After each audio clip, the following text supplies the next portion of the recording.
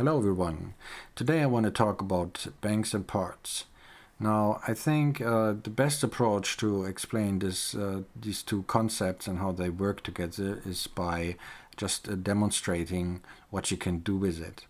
So a part essentially storing your track settings, your knob movements, your defaults, and what slots should be played on a static machine and so on.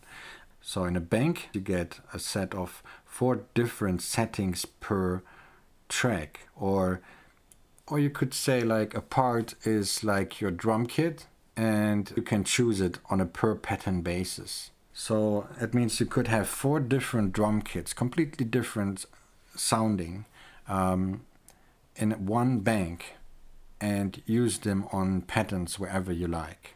That means potentially we could make 4 variations with 4 different parts on all those 4 patterns, and they could be completely different beats. Let me show how that works. When you look at the menu, you always see this PT1, this little wave sign under it, indicating that it's currently empty. It's a static machine. And yeah, you could load a sample now and then it would say the sample name. Above that it tells you which part the current pattern is using, and the current pattern you see below here, it's A1. And we're now going into the part menu. You get this cross layout, and that relates to your cursor keys. So when you go to the left you get part 2, when you go to the bottom you get part 3, part 4. And then you just confirm the selection with yes. And now you can see your pattern is locked, so to speak, to part 3 of the current bank. So it will use the settings of part 3. And you get the same freedom as if you would change to a completely different bank, where you by default get an empty part. So now we got here an empty bank, an empty pattern, and an empty part. And now we can select here a slot.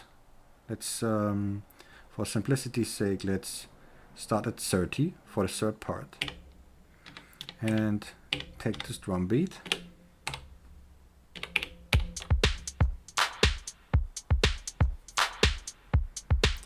And now when I switch the part back to 1, which is the default, you don't hear anything. And you see it resets. It has changed its settings. We are back to the wave sign. The sample is no longer loaded because the information which slot should be played is stored in that part. But we are still on the same bank and the same pattern. So that's what parts are for. So let's go back to part 3. Start playing because there's a trigger. And let's go back to part 1 for a second. There's still the trigger. So that tells us that the triggers are independent from the part selections, and they're just part of the pattern, not of the part. So we can have a couple of triggers here, and we can just say we want a different sound kit now. And let's go back to 3. Okay. Let's go back to 1. And we effectively remove the sound from the current track with these notes. Let's put that to the test. Let's go back to our number 3 and just change the pitch to maximum. Maybe let it run slower. Or in reverse. Now let's go back to part number 1. And you can see those settings are reverted to whatever they were on part 1. Now let's load the sample here. And now in this empty part, I selected a slot. And yeah, since the notes are already there from a different instrumentation before that, they will just be used and trigger whatever is currently selected. And let's put the pitch here to minimum. And let's change the part again. You see pitch is maximum, rate is reversed.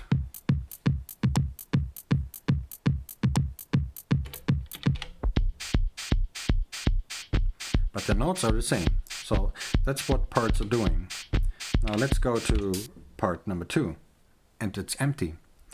We still have our notes, we still have our rhythmic information or a baseline or whatever it is, but we have a different tone, or we can select a different tone.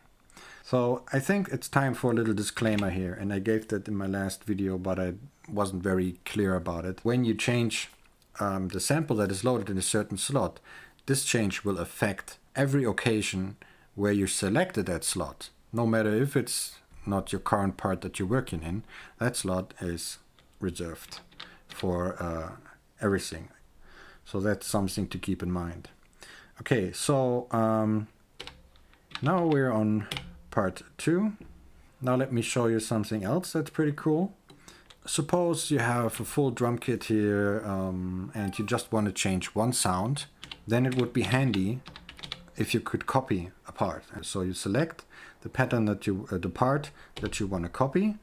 In this case, I want to copy part 2. So while you're in this menu, you just hold down function copy, and it says copy part 2.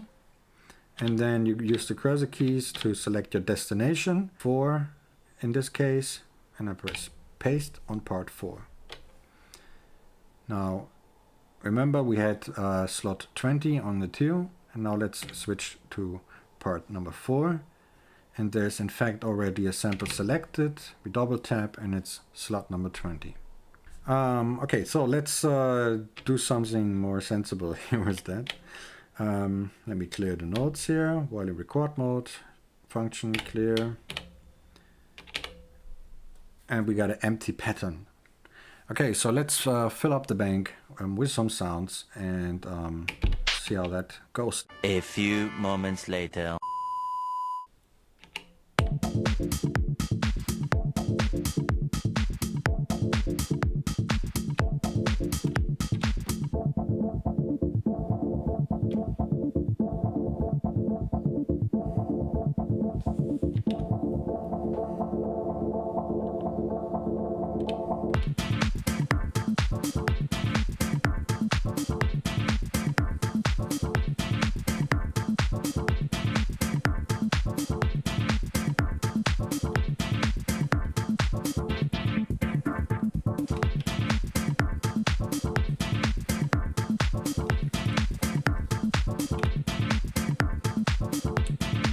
Completely different part here.